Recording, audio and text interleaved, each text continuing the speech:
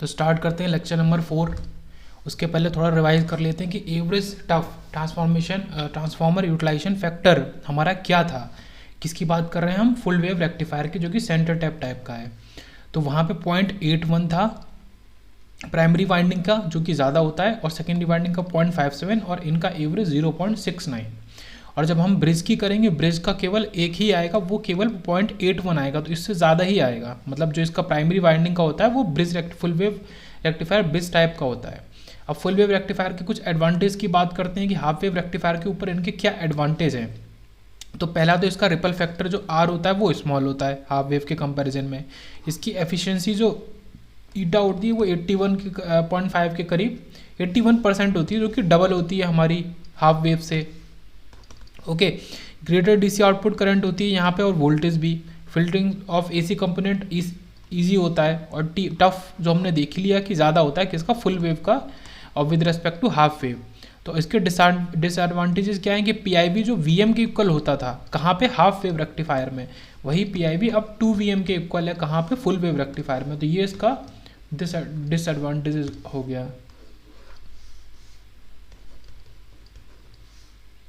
Okay, so it is costlier भी होता है। ऐसा क्यों है? देखो, पीआईवी ज़्यादा है। मान लो पीआईवी किस चीज़ का होता है? डायोड का होता है। अगर पीआईवी ज़्यादा वैल्यू का है, जो डायोड हम ले रहे हैं, तो ये फिर हमें बल्कि और बड़ा डायोड लेना पड़ेगा, जो ज़्यादा कॉस्टली होगा। तो फुल वेव रेक्टिफायर अगर सेंटर टाइप की बात करें, तो वहाँ पे जो पर्टिकुलर डायोड यूज़ हो रहा है, तो वो ज़्यादा कॉस्ट का यूज़ हो रहा है क्योंकि हमें ज़्यादा पीआईवी वाला चाहिए, और वो बिगर इन साइज़ है। तो ये छोटे मोटे 2 डिसएडवांटेजेस हैं केवल पीआईवी के रिलेटेड। ये भी पीआईवी की वजह से ही हो रहा है, बाकी हर चीज़ एडवांटेज ही एडवांटेज है। अब यही जो दोनों डिसएडवांटेजेस हैं, इनको हम एलिमिनेट कर देते हैं कहाँ पे? ब्रिज रेक्टिफायर के अंदर। तो ये इंपॉर्टेंट चीज़ें समझने के लिए। नेक्स्ट एक क्वेश्चन बात करते हैं सेंटर टैप रेक्टिफायर की। तो uses diodes of internal resistance, ये आरएफ है हमारा, एंड लोड रेजिस्टेंस 750 ओम, ये हमारा आरएल है। If secondary voltage with respect to centre tap is 55 volt RMS. Okay, ये आरएमएस जरूरी है समझना। And AC supply frequency 60 hertz. तो ये कुछ चीज़ें हमें बेसिक दे दी। अब हमें ये बताना है DC and RMS load current, और DC output voltage, DC diode voltage and current, regulation factor, PIV, और रिपल फ्रीक्वेंसी। तो रिपल फ्रीक्वेंसी यहाँ पे सेम ही रहेगी। ओके, तो रिपल फ्रीक्वेंसी का तो आंसर डायरेक्ट ओमेगा नॉट या एफ नॉट डायरेक्ट यही आ गया। रिपल फ्रीक्वेंसी हमारा सेम रहेगी। ऐसा क्यों है? क्योंकि यहाँ जो हम वेव दे रहे हैं एसी, उसका जो टाइम पीरियड है वो मान लो टी है, और जो हमें आउटपुट ऐसा मिल रहा है तो उसका टाइम पीरियड हमारा 1/t हो गया। तो इस केस में तो फिर ये दिख रहा है कि यहाँ रिपल फ्रीक्वेंसी हमारी 2 गुना हो जाएगी, क्योंकि अब देखो टाइम पीरियड ये t/2, तो रिपल फ्रीक्वेंसी या 2 टाइम्स हो जाएगी, तो 120 हर्ट्ज हमारा रिपल फ्रीक्वेंसी हो जाएगी। पीआईवी जो होगा वो हमारा क्या हो जाएगा? 2 वीएम। तो ये दोनों चीज़ें 2 टाइम्स हो जाएंगी, तो उनको पर्टिकुलर अभी सॉल्व करेंगे। तो रिपल फ्रीक्वेंसी हमारा मेन क्या आ रहा है कि 2 टाइम्स हो जाएगी। अब इसका रीज़न भी क्या बता दिया कि जो हमारा बेसिक सिग्नल होता है उसका टाइम पीरियड इतना होता है जब इसमें ये 2 मिलते हैं, और इसका टाइम पीरियड केवल इतना ही बचा, क्योंकि ये बार बार यहीं से रिपीट होता जा रहा है। तो सबसे छोटी यूनिट जो रिपीट होने वाली है वो केवल एक ब्लॉक है, तो इसका टाइम पीरियड हाफ हो गया, तो रिपल फ्रीक्वेंसी उसका रेसिप्रोकल दुगनी हो गई। अभी जो 55 वोल्ट आरएमएस हमने लिया है, तो यहाँ पे क्या समझने वाली बात है कि सेंटर टैप में हम इसके मिडिल में इसको लगाते हैं, सेंटर टैपिंग को, इसमें ग्राउंड है, और इसके ऊपर जो है सेम नीचे होता है। तो ये जो वैल्यू दी है ये हमें केवल एक साइड की दी है, ऊपर की, और फिर नीचे की भी सेम वैल्यू। अब जो हम इस तरीके के क्वेश्चंस में देखो, एक बहुत ही बेसिक चीज़ है, जैसे ही क्वेश्चन दिखे इसमें एक काम करना है। क्या करना है? और इस तरीके का क्वेश्चन मतलब हाफ वेव रेक्टिफायर हो, फुल वेव हो, या सेंटर टाइप हो, या ब्रिज हो, कोई भी, तो ये जो वैल्यू ये आरएमएस है, तो आरएमएस वैल्यू क्या होती है? Vm/√2। तो इसको इसी वैल्यू को उठा के Vm/√2 के इक्वल लग दो, तो वहाँ से हमें Vm मिल जाएगा। तो पहली चीज़ तो ये बहुत अच्छा पॉइंट निकल के आ रहा है कि Vm हमें यहाँ से मिल गया। अब Vm मिल गया तो देखो Vm से हमें 2 टाइम Vm, मतलब ये 55√2, इसी में 2 मल्टीप्लाई कर देंगे तो हमें PIV मिल जाएगा। तो अब इसके आगे बढ़ते हैं। PIV रिपल फ्रीक्वेंसी हमने पता कर ली, Vm पता कर लिया। ओके, पीक वोल्टेज, तो Vm जैसे ही पता हुआ तो उससे ही सीधे हमारा फॉर्मूला निकल आया Im का। Okay, Vm/RF + RL। तो इसमें जो भी RF और RL की वैल्यू है 750 और 10 आई थिंक, हाँ 750 और 10, उन वैल्यूज़ को लगा दिया, तो ये आ गया 102.4 मिली एम्पेयर। फिर एक एक करके चीज़ें हम आगे देखते जाएंगे। नेक्स्ट है IDC। IDC हमें पता है कि IM/π होती है हाफ वेव रेक्टिफायर की, और 2 IM/π होती है हमारा फुल वेव रेक्टिफायर की सेंटर टैप की। तो वो हम वैल्यू लगा देंगे। तो यहाँ से IDC निकल आएगा, यहाँ पे हमें IM पता चल गया ये। Okay, VDC FL IDC into RL, simple जो होता है VDC FL, तो IDC इंटू RL हम डायरेक्ट कर देते हैं। ठीक है, I इंटू R हमारा V जो होता है, तो उसी फॉर्मूले को डायरेक्ट यूज़ कर लेते हैं। तो इसके लिए VDC हमें पता होना चाहिए। मतलब इससे VDC निकलेगा जब VDC FL हम निकाल लेंगे।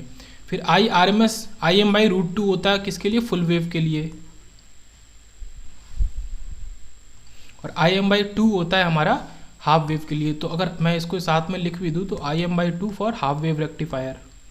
तो इस तरीके से चल रहा है आगे।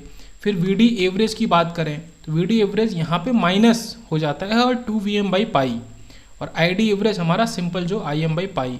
तो ये फार्मूलेज भी यहाँ पे यूज़ होंगे। तो मेन बस ये क्या है कि फार्मूलेज का रिकॉल ही हो रहा है और यहाँ पे कुछ नहीं है। तो VD एवरेज माइनस 2Vm/π और ID एवरेज IM/π। उसके बाद परसेंटेज रेगुलेशन की अगर बात करें तो R/RL ओके इंटू 100, और R जो यहाँ पे है वो हमारा RF तो है ही डायोड का रेजिस्टेंस, और हमारा सेकेंडरी वाइंडिंग का हाफ रेजिस्टेंस है। क्यों? क्योंकि सेकेंडरी वाइंडिंग को हमने बीच में से सेंटर टैपिंग करी है, तो इसका आधा रेजिस्टेंस हमारा RSW/2 एंड RSW/2, आधा आधा ऊपर नीचे है। तो इस वजह से RSW की जगह RSW/2 हमने यहाँ यूज़ किया है, तो R की जगह हम इसको लगाएंगे। और अगर सेकेंडरी वाइंडिंग नहीं है तो उसका रेजिस्टेंस गिवन नहीं है, तो उसका मान लेंगे हम 0। ये इंपॉर्टेंट पॉइंट है कि टेक RSW इफ़ नॉट मतलब equal to 0 if not given, तो हमारा R सीधे RF के इक्वल हो जाएगा। तो ये क्या बन जाएगा, RF/RL, उस केस में RF/RL इंटू 100। लास्ट हमारा PIV हमने देख लिया था 2Vm, और रिपल फ्रिक्वेंसी भी 2F0। उसका लॉजिक क्या है कि हम इनपुट में देते हैं ये, इसका टाइम पीरियड T0, हमें आउटपुट में मिलता है ये। अब इसका टाइम पीरियड जो हम लेंगे तो सबसे छोटे पार्ट का लेंगे, तो हमारा T0/2, और फ्रिक्वेंसी हो गई इसका रेसिप्रोकल जो 2F0। ओके, अब बात करते हैं ब्रिज रेक्टिफायर की। ब्रिज रेक्टिफायर हमारा कैसे काम करता है, तो उसका पहले हम वर्किंग समझते हैं और कंस्ट्रक्शन देखते हैं। तो यहाँ फिर सेम हमारा प्योर AC जैसा हमारा हाफ वेव और फुल वेव में होता है। ओके, N1 N2, और यहाँ पे क्या करेंगे कि यहाँ पे कोई सेंटर टैपिंग नहीं करते हैं हम। यहाँ पे हम 4 डायोड का यूज़ करते हैं, एक ब्रिज बनाते हैं। तो 1 डायोड ये, दूसरा डायोड ये, इसी तरीके से 2 डायोड नीचे, तीसरा डायोड ये, और चौथा डायोड ये। और बेटर होगा कि अगर इनको मैं इस तरीके से कलर कर दूँ,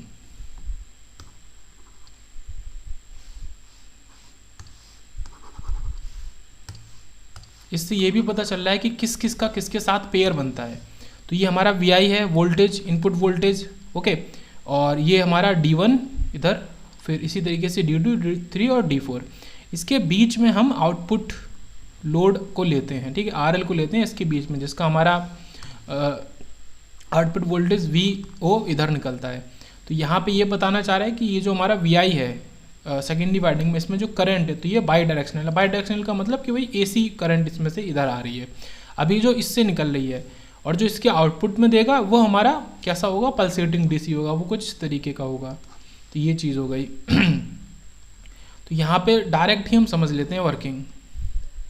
आउटपुट तो देखो फुल वेव रेक्टिफायर है, उसका नाम ही है, तो आउटपुट तो हमें ऐसा ही मिलेगा, ये सबको पता है। पर इसमें क्या डिफरेंट है सेंटर टाइप रेक्टिफायर से ब्रिज रेक्टिफायर में, ये देखने वाली बात है। बाकी जो कॉमन चीज़ें हैं कि हमारा VI जो है वो VM साइन अल्फा के इक्वल है, तो बाकी चीज़ें तो सेम ही है। अब इसमें लॉजिक समझते हैं, इसके अंदर होता क्या है। ये जो 2 अलग अलग हमारे डायोड हैं, तो इसमें क्या होता है कि हमारा पॉजिटिव साइकिल के लिए अगर बात करें, पॉजिटिव साइकिल के लिए, तो पॉजिटिव साइकिल के लिए हमारा डायोड का देखेंगे P हमारा किस तरफ कनेक्टेड, देखो इस डायोड का P कनेक्ट है, तो पॉजिटिव साइकिल में ये डायोड हमारा ऑन हो जाएगा और ये डायोड हमारा ऑफ हो जाएगा, क्योंकि ये नेगेटिव कनेक्ट है। ओके, ये P है इसका।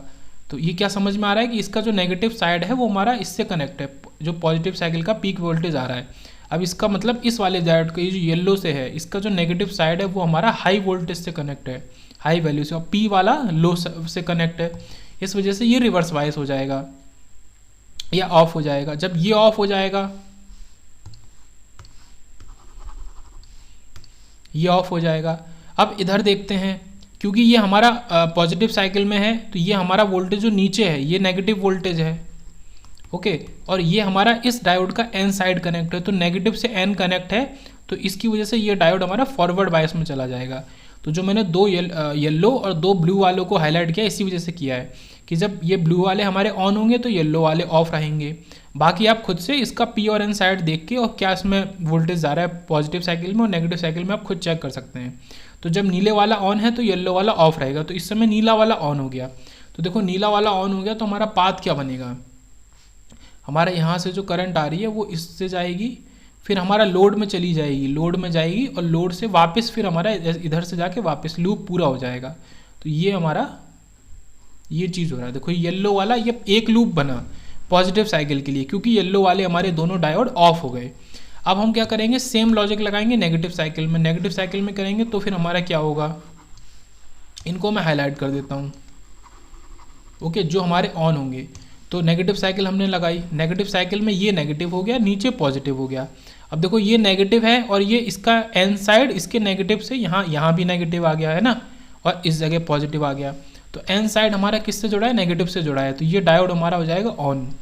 ऐसे ही ये इसका पी से जुड़ा है नेगेटिव, तो ये डायोड हो जाएगा ऑफ।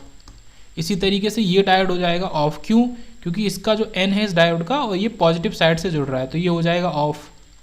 और इसी तरीके से ये नेगेटिव और ये पॉजिटिव, तो इसका पी साइड पॉजिटिव वोल्टेज से जुड़ा हुआ है, इस वजह से ये हो जाएगा ऑन। तो यहाँ पे क्या हमारा बनेगा पाथ, तो ये हमारा इधर से करंट जा रही है और अब ये ऑन हो गया तो इस पाथ से जाएगी, इस पाथ से जाएगी, फिर हमारा रजिस्टेंस से निकलेगी और फिर इस पाथ, क्योंकि पाथ ये ओपन है मतलब ये जाने के लिए अलाउ कर रहा है तो क्लोज है, तो ये ऐसे कंप्लीट हो जाएगा। तो पहली बार में पॉजिटिव साइकिल के लिए ये बना और नेगेटिव साइकिल के लिए अब हमारा ये पाथ फॉलो करेगी करंट, मतलब उसको दोनों साइकिल में कोई ना कोई पाथ मिल जाएगा। अब हमारे ये डायोड किसी काम के नहीं है। तो ये बेसिक सा लॉजिक यूज होता है हमारा ब्रिज रेक्टिफायर के अंदर। ये जिसको समझ में आ गया तो फिर सेंटर टैप और ब्रिज लगभग एक ही जैसी बाकी फॉर्मूले वाली चीज़ें हैं। तो यहाँ पे ये चीज़ हो रही है। अब इससे दिक्कत तो कुछ ये फ़ायदा क्या होगा ये पूछने वाली बात है। तो हमने क्या कहा था वहाँ पे, उसका डिसएडवांटेज क्या था सेंटर टैप का, कि वहाँ पे PIV हमारा 2Vm था, हाई PIV था, जबकि यहाँ पे PIV हमारा क्या होगा, Vm होगा केवल। ऐसा क्यों है वो भी समझ लेते हैं। PIV किसके इक्वल होता है, Vm के इक्वल होता है, ओके। ज़्यादातर जितनी चीज़ें यहीं समझ लेते हैं वो समझ लेते हैं, ठीक है। PIV किसके इक्वल होता है, Vm के इक्वल होता है, ओके। यहाँ से जो इसका जो वोल्टेज है पीक वोल्टेज, ओके, Vm, तो Vm के इक्वल होता है, मतलब जो ये वोल्टेज जा रहा है वही हमारा डायोड में जा रहा है। देखो हाफ वेव रेक्टिफायर में क्या था, एक डायोड था और ये लोड था और यहाँ वाइंडिंग थी और इसका वोल्टेज, इसका पीक वोल्टेज Vm है। देखो Vi हमें पता होता है, उससे हम Vm निकाल लेते हैं। कैसे, Vm किसके इक्वल होता है, Vi/√2 के।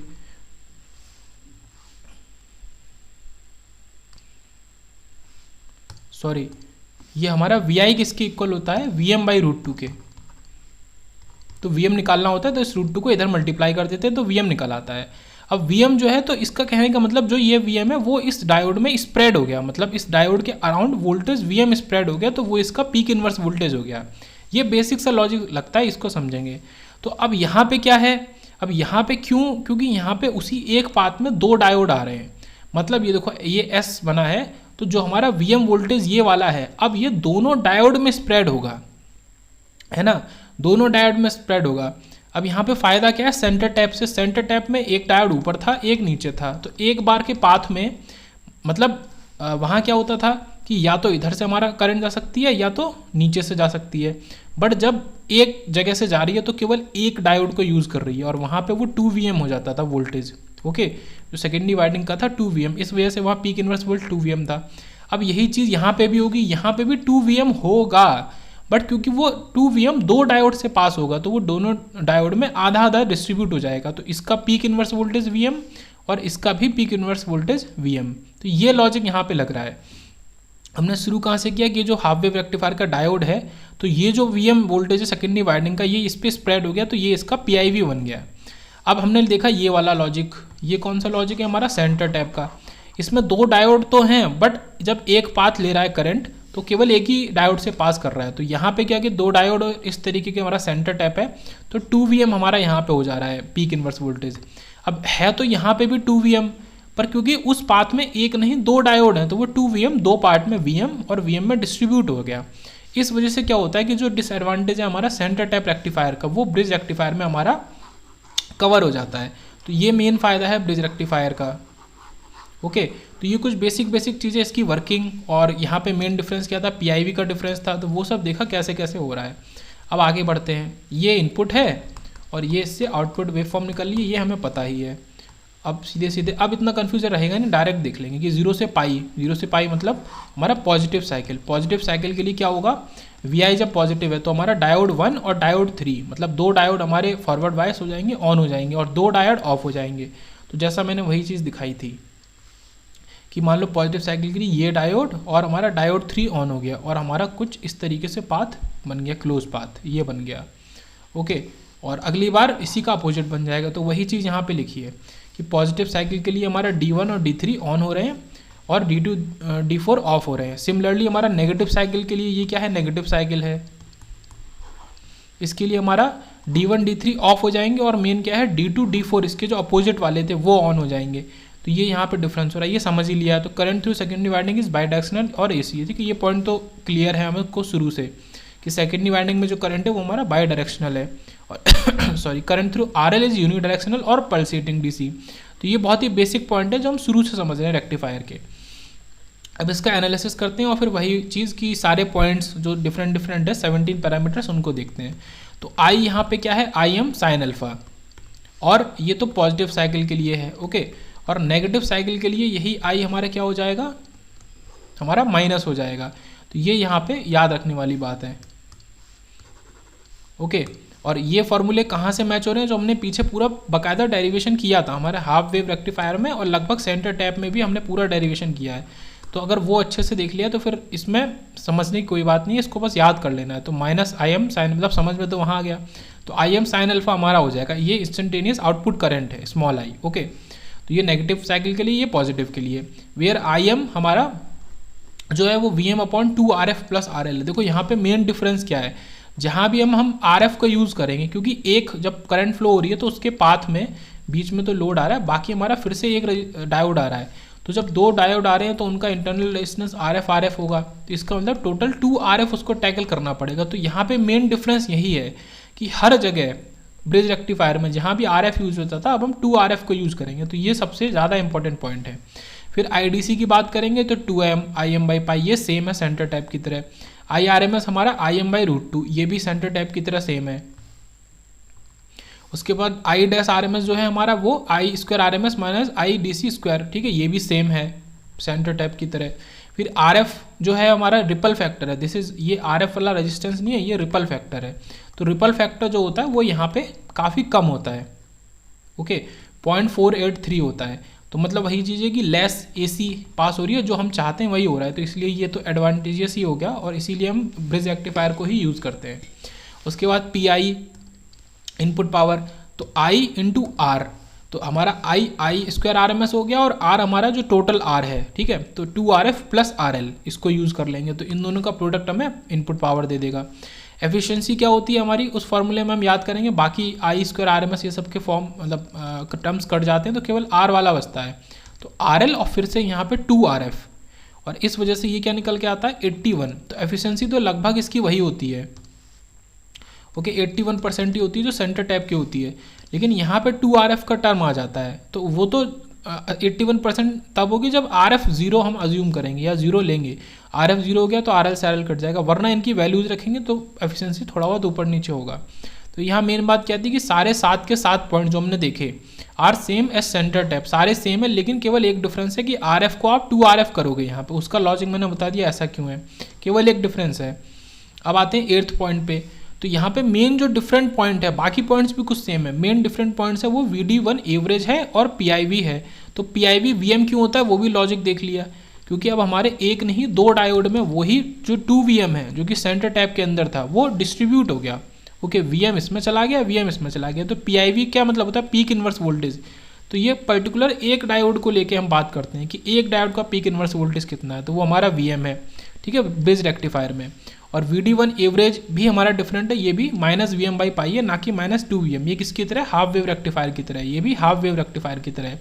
मतलब जो हाफ वेव रेक्टिफायर के एडवांटेजेस थे और जो हमारा सेंटर टैप के एडवांटेजेस थे सबको एक साथ ले आए हम ब्रिज रेक्टिफायर में। बट यहाँ पे अगर आप गौर करें तो एक हमारा नुकसान तो होता ही होता है, वो क्या होता है कि नंबर ऑफ डायोड्स हमें एक्स्ट्रा यूज़ करने पड़ते हैं, मतलब 2 डायोड एक्स्ट्रा, तो इससे कॉस्ट हमारा बढ़ जाता है, थोड़ा कॉम्प्लिकेटेड हो जाता है सर्किट, बस यही मेन दिक्कत है। उसके बाद रिपल फ्रिक्वेंसी की बात करते हैं तो 2f0, ठीक है, एच सेम एज हमारा सेंटर टैप की तरह। और VDC/NL 2Vm/π ये भी सेम है, VDC/FL IDC/RL, तो ये इनके फॉर्मूले यहाँ पे रिवाइज हो जा रहे हैं, तो रिवाइज कर लेते हैं। और VDC/NL 2Vm/π और VDC/FL IDC/RL, और VDC/FL को हम 2Vm/π माइनस, मतलब ये क्या है VDC/NL माइनस जो हमारा ये IR है, ठीक है, वोल्टेज है IDC, VDC बोलेंगे, तो इसको माइनस कर देंगे VDC/NL से। तो 2 तरीक़ों से निकाल सकते हैं VDC/FL को, ठीक है, VDC/FL को निकालने के ये 2 तरीके हो रहे हैं। R यहाँ पे जो भी R है तो वो हमारा 2RF के इक्वल है, ये हमारा इंपॉर्टेंट पॉइंट है एक, ओके, इसी को बार बार लिखा हुआ है। रेगुलेशन फैक्टर क्या होता है हमारा R/RL होता है, तो ये R फिर से यहाँ पे 2RF को यूज़ करेंगे, ओके, इंटू 100, ये रेगुलेशन फैक्टर हो गया। VTH और RTH जो हमने वहाँ पे देखा था तो ये भी सेम रहेगा, बस यहाँ पे R की जगह 2RF यूज़ हो जाएगा, बाकी 2Vm/π हमारा VTH। फॉर्म फैक्टर सेम 1.11 जो हमारा सेंटर टैप में होता है। उसके बाद देखेंगे मैक्सिमम टफ जो यहाँ पे होता है ये डिफरेंट है, ये डिफरेंट है, और ये हमारा 0.81 जो कि इसका सेंटर टैप का प्राइमरी वाइंडिंग का जो होता था हमारा टफ, तो वो इसका टोटल का मतलब टफ होगा 0.81, ठीक है। वहाँ पे 0.81 होता था पर प्राइमरी वाइंडिंग के लिए, और सेकेंडरी वाइंडिंग के लिए समथिंग 0.52 करके होता था, उनका जो एवरेज आता था वो 0.69 आता था, ठीक है, centre tap full wave rectifier के अंदर। यहाँ पे केवल 0.81। अब केवल एक चीज़ बची है 17 पॉइंट, जो कि है एंगल ऑफ कंडक्शन, ओके, कितनी देर के लिए हमारा कंडक्ट करेगा, तो उस एंगल ऑफ कंडक्शन के थीटा को हम क्या लिखेंगे वो इंपॉर्टेंट है समझने वाली बात। तो वहाँ पे sine inverse V gamma upon Vm होता था, V gamma cut off voltage या कट इन वोल्टेज हमारा हो गया, और Vm हमारा पीक वोल्टेज हो गया। बस यहाँ पे एक अलग से चीज़ आती है कि इसमें 2 और मल्टीप्लाई हो जाता है, तो ये बहुत इंपॉर्टेंट चीज़ है कि ब्रिज रेक्टिफायर के अंदर अगर हम बात कर रहे हैं ब्रिज रेक्टिफायर की, तो उसमें 2 हम मल्टीप्लाई करेंगे जब हम एंगल ऑफ कंडक्शन निकालेंगे, ओके। अब एडवांटेजेस की बात कर लेते हैं थ्योरेटिकल पॉइंट से। तो इसका PIV स्मॉलर होता है, ये हमने देखा, कोई सेंटर टैपिंग नहीं होती है, और ये हमने देखा यहाँ पे हम बिना ट्रांसफार्मर के भी यूज़ कर सकते हैं, ओके, ये एक इसका एडवांटेज है। ऐसा क्यों है, क्योंकि PIV हमारा जो हमारा सेंटर टैप में 2 Vm होता था, जैसे वहाँ अगर Vm हमारा 110 वोल्ट है, 110 तो वैसे भी कम है, तो 220 वोल्ट का हमें डायोड चाहिए जिसका PIV कितना हो 220 वोल्ट हो, तो ये दिक्कत फंस जाती थी वहाँ पे, जो काफ़ी बड़ी वैल्यू है।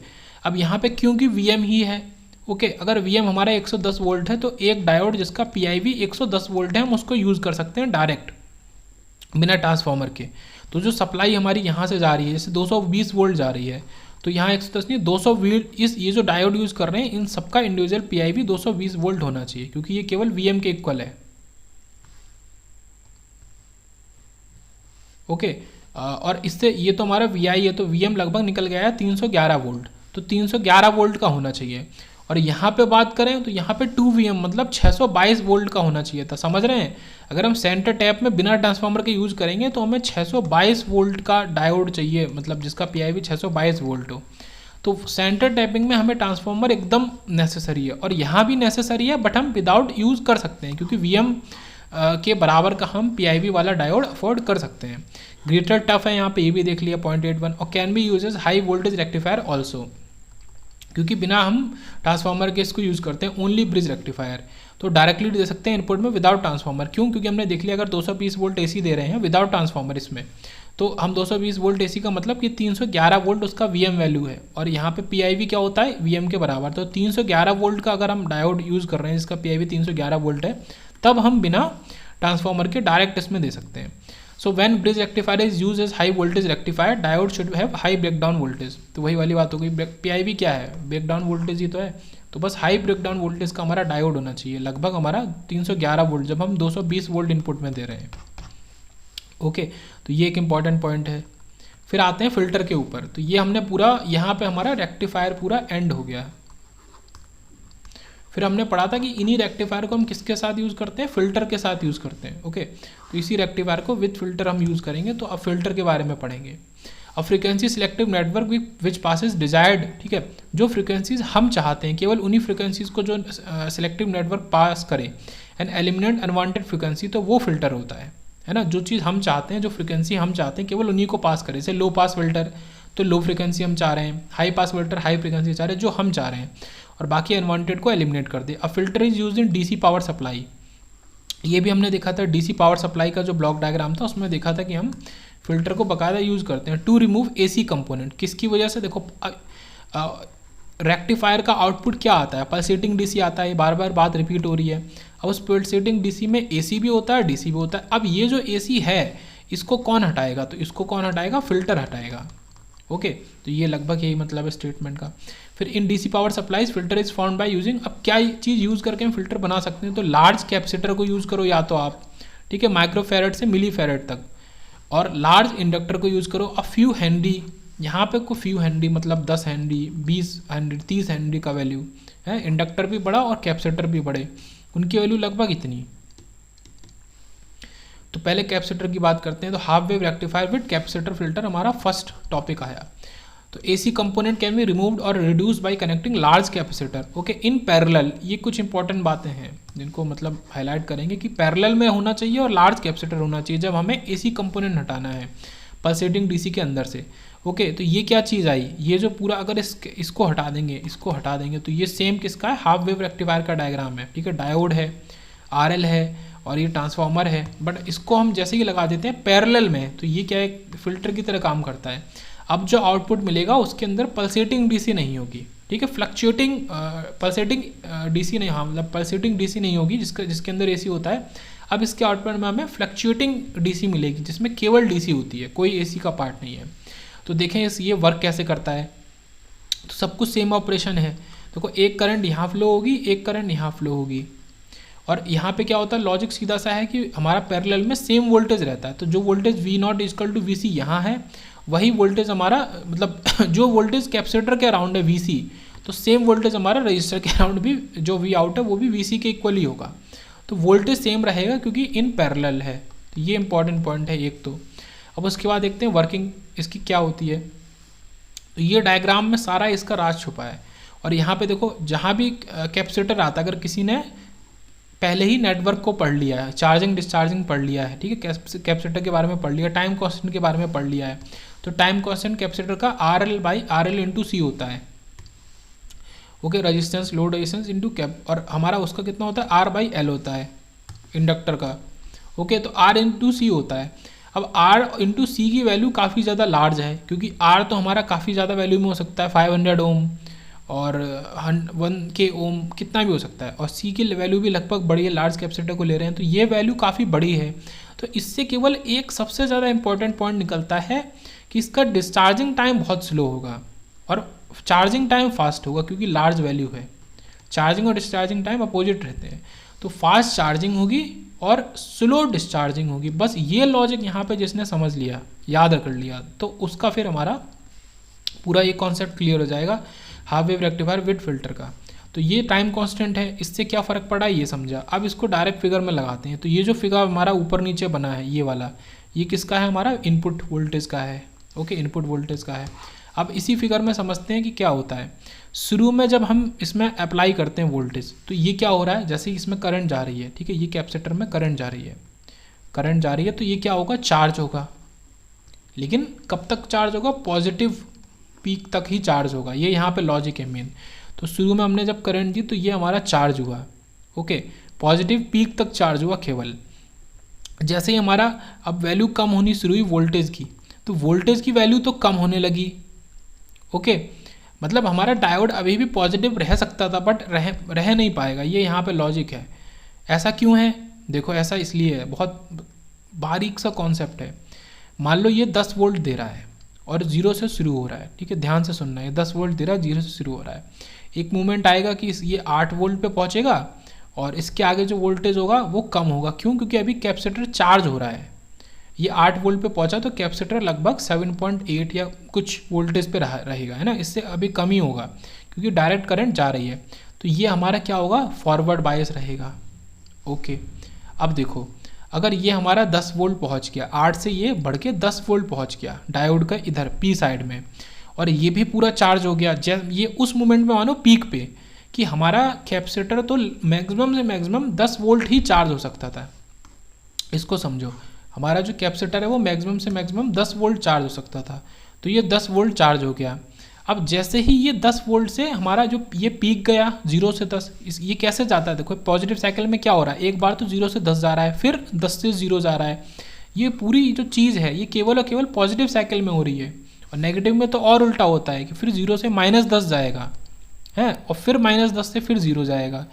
तो जब ये वाला पकड़ो 10 से 0, तो जब ये गिरने लगा 10 से 0, ओके, तो ये तो 10 वोल्ट पे चार्ज हो गया, मैक्सिमम चार्ज हो गया। अब ये डिस्चार्ज हो रहा है स्लो, तो ये 10 वोल्ट से धीरे धीरे गिर रहा है। मान लो ये हुआ 9.99 वोल्ट, मतलब ये डिस्चार्ज होगा। डिस्चार्ज किसके थ्रू होगा, लोड रेजिस्टेंस के थ्रू डिस्चार्ज होगा, तो ये 9.99 होगा। उसी मूवमेंट पे ये हमारा फास्ट गिरता जाएगा, तो ये जो वैल्यू 10 इस पे पहुंची थी, 10 का चार्ज हो गया, अब ये 9 वोल्ट ही रह गया। अब जैसे ये 9 वोल्ट होगा, ये 9.99 होगा, तो क्या होगा, ये एन साइड है, ये पी साइड, ये क्या हो जाएगा, रिवर्स बायस हो जाएगा। तो जो डायोड हमारा नॉर्मल केस में यहाँ से लेके और यहाँ तक फॉरवर्ड बायस रहता था, पूरा इतने में पूरे में फॉरवर्ड बायस रहता था, जो हमें हाफ वेव रेक्टिफायर में मिलता था या फुल वेव में भी। तो अब वो हमारा हमने लॉजिक क्या लगाया, समझा कि केवल पीक तक हमारा वो फॉरवर्ड बायस रहेगा। अब जैसे ही डायोड रिवर्स बायस हुआ, मतलब कब हुआ, जब पीक पहुंच गया। क्यों हुआ, मैं एक बार रिपीट कर देता हूँ, क्योंकि ये तो पूरा हमारा 10 वोल्ट पे चार्ज हो गया, ये डिस्चार्ज हो रहा है आरएल के थ्रू, और इसकी डिस्चार्जिंग है स्लो, तो ये हुआ 9.99 वोल्ट। लेकिन ये हमारा फास्ट ग्राफ गिर रहा है इसका, है ना, ये 9 वोल्ट हो गया, मतलब किससे कम हो गया। तो जो डायोड है उसके अराउंड वोल्टेज उल्टा हो गया, पॉजिटिव साइड में कम वोल्टेज है और नेगेटिव साइड में ज़्यादा वोल्टेज है, तो ये हो जाएगा रिवर्स बायस। तो ये कनेक्शन कट जाएगा। जैसे ही रिवर्स बायस हो जाएगा तो ये अपने आप में डिस्चार्ज होना शुरू हो जाएगा। ओके, तो ये हमारा जो ये है, ये डिस्चार्ज होना शुरू हो जाएगा आरएल में।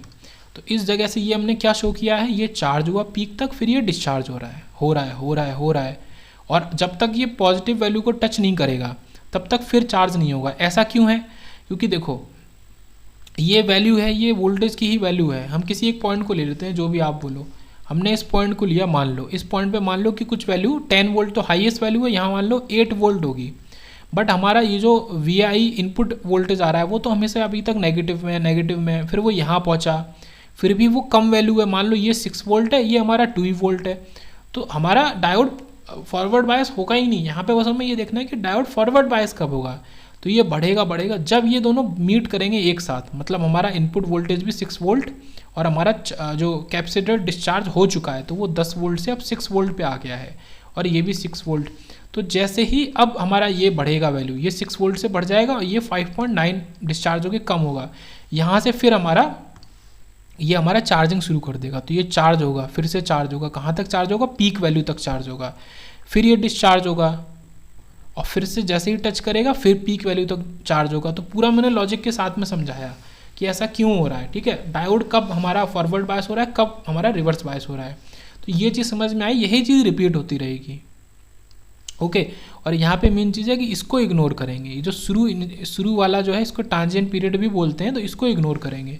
तो हमारा सबसे लो वोल्टेज क्या हुआ, हमारा सबसे लो वोल्टेज हुआ ये पॉइंट, मैं इन सबको हटा देता हूँ। तो हमारा सबसे लो वोल्टेज क्या हुआ, ये पॉइंट हुआ, और हाई वोल्टेज VM हुआ। तो इस लो वोल्टेज को हमने मान लिया सपोज कि ये VM माइनस VR है, मतलब ये जो हाइट है ये हमारा क्या है, VM माइनस VR है ये हाइट।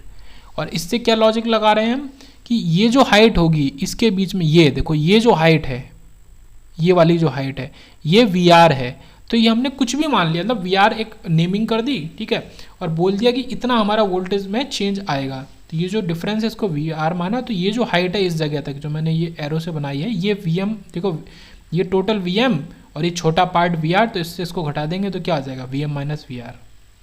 ओके, तो ये जो पॉइंट है ये चार्जिंग का पॉइंट है, इतनी डिस्टेंस पीक तक, फिर पीक से लेके अगले जब तक वो टच करेगा वेवफॉर्म को, फिर ये डिस्चार्जिंग का पॉइंट है। ओके, तो सारी चीज़ें लगभग इस समय जो स्क्रीन पे दिख रही होंगी, थोड़ा मैं और नीचे करता हूँ, जो दिख रही होंगी सब एकदम क्लियर हो रहा होगा। ओके, जो जो पॉइंट नहीं क्लियर है उन पे भी बात करते हैं।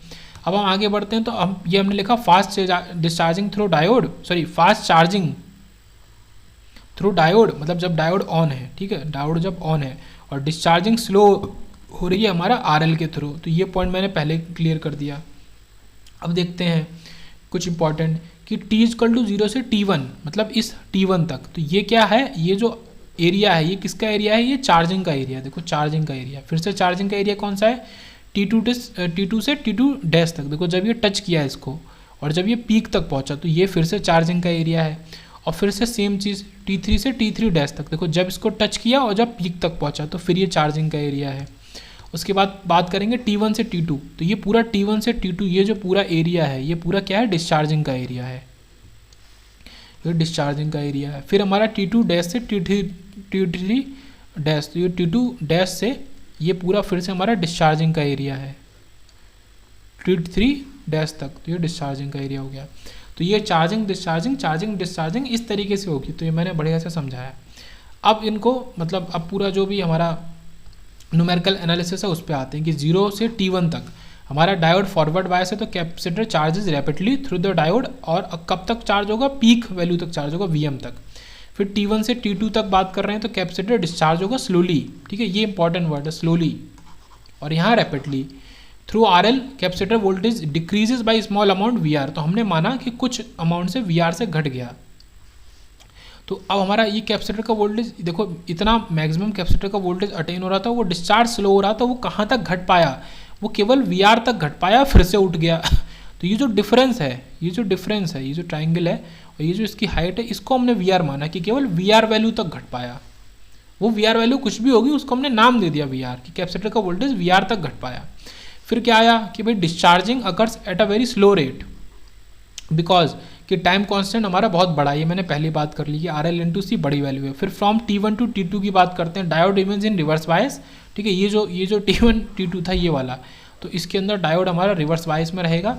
और बिकॉज VC जो है वोल्टेज कैपेसिटर का वो ज़्यादा है VI से, ठीक है, ये पूरा डिटेल में समझाया एग्जाम्पल लेके, वैल्यूज़ लेके कि VC कैपेसिटर का वोल्टेज बड़ा है VI से और VN बड़ा है VP से, इसलिए रिवर्स बायस में। फिर आगे वही T2 से T2 डैश तक, फिर हमारा कंडक्शन होगा, कैपेसिटर चार्ज होगा, सेम वैल्यू होगी। फिर ये हमारा एट द रेट, मतलब ऊपर वाली चीज़ है, अब process of rapid charging and slow discharging through RC keeps repeating, फिर ये रिपीट होता रहेगा। Okay, so capacitor charges and discharges once in one time period, मतलब एक टाइम पीरियड में एक बार चार्ज होगा, एक बार डिस्चार्ज होगा। देखो इसको भी फिगर में समझ लेते हैं। इसको समझने का मतलब ये है, पहले इनको हटा देते हैं। अभी ये जो मैंने मार्क किया है, या इसको भी हटा देते हैं। मेन हमारा जो होता है चार्जिंग, वो चार्जिंग ये है इतनी, क्योंकि यही तो रिपीट हो रही है बार बार। शुरू वाला तो मैंने बताया ट्रांजिएंट पीरियड है, इसको हम नहीं देखेंगे। और डिस्चार्जिंग पूरी इतनी है। तो ये जो येलो और ब्लू मिक्स होके जो ये एक बना है, ये पूरा हमारा एक टाइम पीरियड है, इसको हम एक टाइम पीरियड बोलते हैं। इस पॉइंट से और इस पॉइंट तक ये हमारा एक टाइम पीरियड है, T या T1। तो देखते हैं, इसको हमने T1 या T0 कुछ भी बोलो, T0 है, तो ये T डिस्चार्ज और T चार्ज दो अलग अलग चीज़ों का मिलके बना है। जहाँ पे T डिस्चार्ज काफ़ी ज़्यादा बड़ा है वो हमको दिख रहा है, ऑब्वियस सी बात है, फिगर से दिख रहा है। और T डिस्चार्ज को इस वजह से हम मान सकते हैं कि वो लगभग हमारे पूरे जो टाइम है उसके बराबर ही है, मतलब डिस्चार्जिंग टाइम ही मेजर टाइम है, पूरा टाइम वही खा लेता है ना। चार्जिंग तो बहुत जल्दी हो जाती है और डिस्चार्जिंग बहुत देर में होती है। ओके, तो मैक्सिमम आउटपुट हमें कितना मिल रहा है, हमारा मैक्सिमम आउटपुट कितना जा पा रहा है। देखो ये फिगर हो गया मान लो, तो इसमें मैं दोबारा से बनाता हूँ। तो ये चार्जिंग हो रही है, फिर ये डिस्चार्जिंग हो रही है, तो मैक्सिमम आउटपुट कितना जा रहा है, मैक्सिमम आउटपुट हमारा Vm जा रहा है। और ये मान लो कुछ ऐसे यहाँ गया, ठीक है, येलो वाला नहीं होगा, तो ये Vm माइनस वी आर था, हमने वहाँ देखा। तो मिनिमम आउटपुट हमारा Vm माइनस वी आर जाएगा और मैक्सिमम आउटपुट Vm जाएगा। सो पीक टू पीक वेरिएशन, उसको हम रिपल वोल्टेज बोलते हैं। ये एक इंपॉर्टेंट टर्म आया, जो पीक से पीक का वेरिएशन है, मतलब मैक्सिमम वोल्टेज ये और मिनिमम वोल्टेज ये, इसका वेरिएशन जो है, मतलब इसके बीच का जो डिफरेंस है उसको हम पीक टू पीक वोल्टेज बोलते हैं। देखो डिफरेंस कैसे होगा, Vm से आप इसको माइनस कर दो, Vm माइनस वी आर को, तो ये क्या दे देगा, ये आपको वी आर ही दे देगा। मतलब वो जो डिफरेंस है, ये जो डिफरेंस है इतना,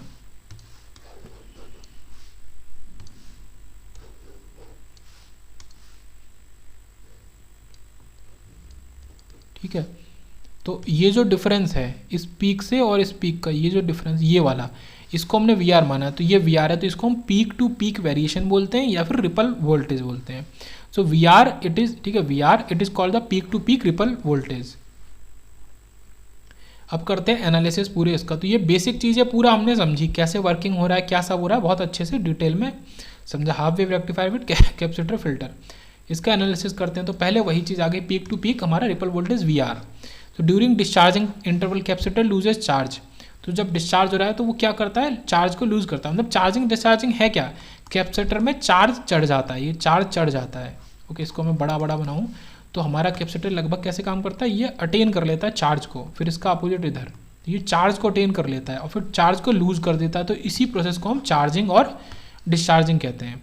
तो ये डिस्चार्जिंग में क्या हो रहा है, डिस्चार्जिंग में चार्ज को लूज कर रहा है। तो charge loss by the capacitor क्या होगा, मान लो स्मॉल अमाउंट ऑफ चार्ज है तो उसको डेल क्यू लिया, तो सी इंटू वी, मतलब क्यू हमारा सी इंटू वी होता है या सी वी होता है, ये फॉर्मूला पता होना चाहिए। तो सी इंटू वी हो गया। अब डेल वी क्या है हमारा, जो स्मॉल चेंज है हमारा कैपेसिटर वोल्टेज में, वो किसके इक्वल था, वो वी आर के इक्वल था। तो डेल क्यू किसके इक्वल हो गया, सी वी आर के इक्वल हो गया। तो ये इंपॉर्टेंट हमारा स्टेटमेंट आ गया कि डेल क्यू हमारा सी इंटू वी आर के इक्वल हो गया। फिर देखते हैं डिस्चार्जिंग इंटरवल में ही कैपेसिटर सप्लाई चार्ज किसको चार्ज दे रहा है, लोड रजिस्टर को। तो कैपेसिटर जितना डिस्चार्ज हो रहा है, देखो यहाँ देखते हैं, कैपेसिटर जितना डिस्चार्ज हो रहा है और उसी सेम अमाउंट में हमारा आरएल चार्ज हो रहा है या उससे करंट फ्लो हो रही है। आरएल चार्ज नहीं होगा, वो तो एक रजिस्टेंस है, पर उतनी हमारी करंट फ्लो होगी और जितना ये डिस्चार्ज होगा, तो ये दोनों चीज़ क्या हो गई, इक्वल। तो यही लॉजिक हमने यहाँ पे लगाया है। Charge supplied to RL is, मान लो जो चार्ज डेल क्यू डिस्चार्ज हुआ वही उसको मिला है, पर क्योंकि आरएल कोई ऐसा यूनिट नहीं है जो चार्ज को स्टोर करके रखता है, तो उसके थ्रू मैंने क्या बताया कि करंट पास होगी। तो ये जो डेल क्यू है किस में चेंज हो जाएगा, करंट में चेंज हो जाएगा। अब क्यू इक्वल टू क्या होता है, आई टी। ये जो बेसिक फॉर्मूले ये यहाँ पे यूज़ हो रहे हैं। So average rate of charge flow through RL, I क्या है, rate of charge flow, current क्या होती है, रेट ऑफ चार्ज फ्लो। तो average rate of charge flow through RL हमारा आईडीसी बन गया। और टी डिस्चार्ज जो है हमारा, वो हमारा डिस्चार्जिंग टाइम है, उसको टी नॉट ले लिया, क्योंकि टी नॉट लगभग हमने देखा था कि लगभग वो डिस्चार्जिंग टाइम के इक्वल है। तो एक तो क्यू ये आ गया I D C into T naught, एक क्यू आ गया सी इंटू वी आर। तो from charge conservation property charge loss equal to charge supplied, दोनों को इक्वल कर दिया। तो ये बहुत इंपॉर्टेंट हमारा फॉर्मूला आ गया जब हम पढ़ रहे हैं H W R with filter, जब हम ये टॉपिक पढ़ रहे हैं, ठीक है, विद कैपेसिटर फिल्टर। तो V R equal to I D C into T naught upon C. तो ये one of the most important formula है इसका, न्यूमेरिकल में यही सबसे ज़्यादा यूज़ होगा। तो V R equal to I D C upon F naught into C, ठीक है। ये गेट में 2-3-4 साल पहले 2 मार्क्स का क्वेश्चन आया था इससे। अब ये जो टी नॉट है, टी नॉट को हमने लिख दिया 1 अपॉन एफ नॉट। तो इस वाले फॉर्मूले से आया था V R is I D C upon F naught C. तो peak to peak ripple voltage V R है, तो वी आर की वैल्यू क्या होगी, तो I D C upon F naught C. अब यहाँ से अलग अलग फॉर्मूले निकाले जा सकते हैं। आई डी सी क्या है, V R F naught into C. तो ये सब अलग अलग फॉर्मूले, 4 टर्म है, उसमें से 3 पता होंगे, एक कुछ भी बता सकते हैं। सी का फॉर्मूला क्या बनेगा, सी का बनेगा I D C upon F naught into V R. तो ये फॉर्मूले बने। फिर बात करेंगे रिपल फैक्टर की। तो ये क्या है, peak to peak ripple voltage, पहला पॉइंट। दूसरा हम देखेंगे रिपल फैक्टर। तो output waveform is approximately similar to triangular wave. जो आउटपुट वेवफॉर्म थी देखो ऐसी थी, ठीक है। शुरू वाले उसको छोड़ दो, उसको मैंने क्या बताया, इसको हम ट्रांजिएंट पीरियड कहते हैं। अभी सेट हो रहा है हमारा चार्ज होना, और फिर वो रिपीट करेगा उसी साइकिल को। तो पहले इसको छोड़ देंगे, तो ये हमारा डिस्चार्ज है, ये चार्ज है, और जो हमारा कुछ ऐसा कर्व्स की तरह चार्ज होता था उसको अप्रॉक्सीमेट हमने ट्रायंगल मान लिया। बस ये चीज़ यहाँ पे कर रहे हैं। तो वो कह रहा है कि सिमिलर, वो ये नहीं कह रहा कि ट्रायंगल ही है, सिमिलर टू ट्रायंगुलर वेव। तो ये हमने इस तरीके से बना लिया। फिर ये रिपीट होगा, ठीक है। ये वाला चार्जिंग पीरियड है, ये वाला ये चार्जिंग पीरियड है, और बाकी डिस्चार्जिंग पीरियड है। तो ripple means variation in the output. तो रिपल क्या होता है, वेरिएशन इन द आउटपुट। ये बेसिक सी डेफिनेशन हमने शुरू में भी पढ़ी थी रिपल के बारे में, ओके। तो यही रिपल है, जो ये हमारा ऊपर नीचे जा रहा है, यही रिपल है। तो पीक टू पीक वेरिएशन कितना है, वी आर वो हमने पहले ही देख लिया, ठीक है। ये पीक से पीक का वेरिएशन, इस पॉइंट से इस पॉइंट का वेरिएशन कितना है, वी आर। तो इसको हमने इसको जो हमारा ट्रायंगुलर वेवफॉर्म है, इसको 2 पार्ट में बना दिया, मतलब एक्सिस को इसके मिडिल से पास करा दिया। तो नीचे माइनस वी आर बाई 2 और ऊपर वी आर बाई 2, इसका पूरा वैल्यू हो गई V R. So peak ripple क्या आ गई, peak to peak ripple by 2। तो अब पीक रिपल क्या आ गई, पीक रिपल से समझते हैं क्या बोलना चाह रहा है वो। जो हमने ये रिपल बनाई है, ये जो रिपल बनाई है, अगर हम केवल इसी रिपल को कंसिडर करें तो इसके पीक से पीक के बीच में कितना डिफरेंस आएगा वी आर, तो उसका आधा वैल्यू हम लेंगे। ये एक मेन चीज़ इंपॉर्टेंट बात है। अब हम पूरे डायग्राम को देख ही नहीं रहे, देखो हमारा वेव तो कुछ यहाँ से चलता था ऐसे, मतलब ये नीचे ज़्यादा होगा, ऐसा होता था। हम उस वेव को कंसिडर नहीं कर रहे हैं, हम केवल रिपल को कंसिडर कर रहे हैं। तो जब रिपल को कंसिडर कर रहे हैं तो ये हमारा पीक टू पीक रिपल क्या होगा, हमारा पीक रिपल क्या होगा, peak to peak ripple by 2। तो ये डिवाइडेड बाई 2 क्यों हो रहा है ये समझना जरूरी है। तो वी आर बाई 2 आ गया। अब ripple wave form is triangular. अब ये वेव फॉर्म कैसी है, ट्रायंगुलर है, ये हमको पता है।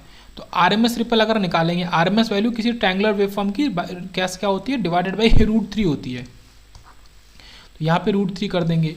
तो V dash R M S जो हम बात कर रहे हैं, तो हमारा वी आर बाई 2√3 आ गया। क्यों, क्योंकि वी आर की जगह क्या यूज़ करेंगे हम, पीक रिपल की जगह वी आर बाई 2 यूज़ करेंगे। ठीक है, ये क्या है, पीक रिपल, उधर लिखा भी है। तो पीक रिपल की जगह वी आर डैश मतलब बोलो तो वी आर बाई 2 को यूज़ कर रहे हैं, तो वी आर बाई 2√3। इसी तरीके से ये क्या बन गया, वी आर हमें पहले पता था, वी आर क्या था, आई डी सी अपॉन F0C। तो उसको यहाँ पे पेस्ट कर दिया, ये वी आर को हमने आई डी सी F0C पेस्ट कर दिया, तो ये 2√3 F0C बन गया। तो ये बहुत इंपॉर्टेंट फॉर्मूला है, I D C is V D C by R L. अब आई डी सी किसके इक्वल है, V D C by R L के, उसको पेस्ट कर देंगे। तो V dash R M S क्या हो गया, V D C 203 F dash C R L. तो इतने टर्म इसमें बढ़ गए। और अगर हम रिपल फैक्टर निकालें, रिपल फैक्टर को रिवाइज करें कि क्या होता था, तो भाई कितना आपका एसी कंपोनेंट आपको मिल रहा है अपॉन टोटल से। टोटल क्या है, जो हमें फाइनल वोल्टेज मिल रहा है, जो हम वीडीसी बोलते हैं। और V dash R M S आपका एसी कंपोनेंट है, तो AC component sorry upon VDC. तो जब सो हमारा V dash R M S upon VDC किसके इक्वल आया, ठीक है, वीडीसी को इधर ले गए, तो 1/2√3 F0C इंटू आर एल, और इसी को हमने स्मॉल आर या रिपल फैक्टर बोल दिया। तो यहाँ पे रिपल फैक्टर आया, तो दिस इज, इसमें 3 स्टार है, मतलब काफ़ी ज़्यादा इंपॉर्टेंट फार्मूला हो रहा है हमारे लिए, ripple factor of SWR with capacitor filter. अब यहाँ पे नोट करने वाली क्या बात है कि भाई जो हमारा R है रिपल फैक्टर, वो C के इन्वर्सली प्रोपोर्शनल है, और वो RL के भी इन्वर्सली प्रोपोर्शनल है, और वो फ्रीक्वेंसी के भी इन्वर्सली प्रोपोर्शनल है। मतलब ये तीनों चीज़ें अगर बढ़ेंगी तो हमारा रिपल फैक्टर घटेगा। तो हम जितना ज़्यादा वैल्यू यूज़ कर लें कैपेसिटर की, रजिस्टर की, उतना ही हमारा AC का कंपोनेंट कम मिलेगा। सो smaller R is achieved by connecting, ठीक है, लार्ज कैपेसिटर, एक point, to minimize AC component. और capacitor filter provides smaller ripple when load resistance is large और लोड करंट इज स्मॉलर। तो ये जो चीज़ है जो सेम यहाँ से हमने निकाली, तो वही चीज़ बार बार बोल रहे हैं। इसमें एक पॉइंट और इन्होंने बोला है कि जो रजिस्टेंस है वो लार्ज होगा, वो तो अच्छी बात है, पर लोड करंट भी अगर स्मॉलर होगी तो वो भी हमारा काम कर देगी। अब क्योंकि रजिस्टेंस लार्ज है और करंट वो कम ड्रॉ कर रहा है, तो उस केस में भी हमारा रिपल फैक्टर कम होगा। तो ये और समझने वाली बात है कि इंपॉर्टेंट। फिर लास्ट थर्ड पॉइंट पे आते हैं कि डीसी आउटपुट वोल्टेज वीडीसी। तो वीडीसी क्या है, V maximum plus V minimum by 2। तो ये फार्मूला याद रखेंगे वीडीसी के लिए कि जो मैक्सिमम वैल्यू है प्लस मिनिमम का हाफ। तो मैक्सिमम वैल्यू पीक वीएम और वीएम माइनस आर अपॉन 2। तो इससे क्या हो गया हमारा तो ये 2Vm हो गया, और डिवाइड बाई 2 कर देंगे तो 2Vm अपॉन 2 मतलब केवल Vm बचा, और माइनस VR बाई 2। तो Vm के में से VR बाई 2 माइनस करेंगे तो ये VDC आ जाएगा। सो VDC को और क्या लिख सकते हैं, VR की जगह क्या लिख दिया हमने, ये लिख दिया IDC अपॉन F0C। जो फॉर्मूला मैंने कहा था कि बहुत इंपॉर्टेंट है, बार बार यूज़ होगा, तो ये लिख दिया। तो ये हमारा टोटल VDC इक्वल टू ये आ गया। Okay, so if RL is disconnected, अगर मान लो कि RL को डिसकनेक्टेड कर दें तो फिर कैपेसिटर तो फिर डिस्चार्ज ही नहीं होगा। देखो ये एक इंपॉर्टेंट पॉइंट निकल के आ रहा है, और बहुत ही अच्छा पॉइंट है लॉजिकल, कि अगर हम RL को डिसकनेक्ट कर दें तो कैपेसिटर फिर डिस्चार्ज कैसे होगा, किसके थ्रू डिस्चार्ज होगा, कुछ है ही नहीं डिस्चार्ज होने के लिए। तो जो VC है वो हमारा रिमेन कांस्टेंट रह जाएगा एट VM। अगर हमने इसको ओपन कर दिया तो जो हमारा VC है वो हमारा कांस्टेंट रह जाएगा VM पे। ओके, तो ये यहाँ समझने वाली बात है। तो सो आउटपुट जो होगा V0 वो हमारा VM के इक्वल ही हो जाएगा, क्योंकि कैपेसिटर एक बार चार्ज तो हो गया, वो वहीं फंस गया चार्ज होके। अगर ये VM हो जाएगा तो अब हमारा PIV जो है वो 2VM हो जाएगा। और वो 2VM क्यों हुआ, ये भी बहुत इंपॉर्टेंट पॉइंट है, वो भी समझना ज़रूरी है। देखो इसका वोल्टेज हमारा VM नेगेटिव, ये चार्ज होके रह गया प्लस VM पे, और क्योंकि पहले पॉजिटिव वैल्यू में ये पॉजिटिव साइकिल में चार्ज हुआ, फिर नेगेटिव साइकिल भी आएगी। अगर आप इसके थ्रू आप ये लूप लगा दो, मतलब यहाँ पे आप KVL लगा दो ऐसे घुमा के, तो ये हमारा अगर इधर से ले रहे हैं, ठीक है, इस डायरेक्शन को फॉलो कर रहे हैं, किसको, इस डायरेक्शन को, ये जो डायरेक्शन है तो हम लेंगे तो ये हमारा प्लस VM ये आएगा, ये वाला, ये हमारा मान लो ये हमें निकालना है, प्लस ये जो है ये हम इसका PIV हमें निकालना है, और ये भी हमारा प्लस आएगा, तो ये प्लस VM, और जब ये इसको निकालेंगे कि ये क्वेश्चन मार्क क्या है तो ये इधर जाएगा, तो ये हमारा -2VM आ जाएगा, और बोले तो केवल VM आ जाएगा, और -2VM आएगा क्योंकि हम इस तरफ से ले रहे हैं, तो ये -2VM दिखा रहा है, पर हम नॉर्मल बोला तो हम उसका माइनस प्लस नहीं लेते, तो 2VM आ गया। तो जो VM इधर वोल्टेज है, जो VM इधर वोल्टेज है, वही मिलके इसमें वोल्टेज दिखाई देगा, तो इसको PIV कितना चाहिए रहेगा, 2VM चाहिए रहेगा। तो ये है तो हाफ वेव रेक्टिफायर, यहाँ समझने वाली बात है तो ये हाफ वेव रेक्टिफायर, बट क्योंकि हमने कैपेसिटर फिल्टर लगाया और ओपन कर दिया, लोड हटा दिया है, तो इस वजह से ये हमारा कितना लेगा, 2VM PIV लेगा।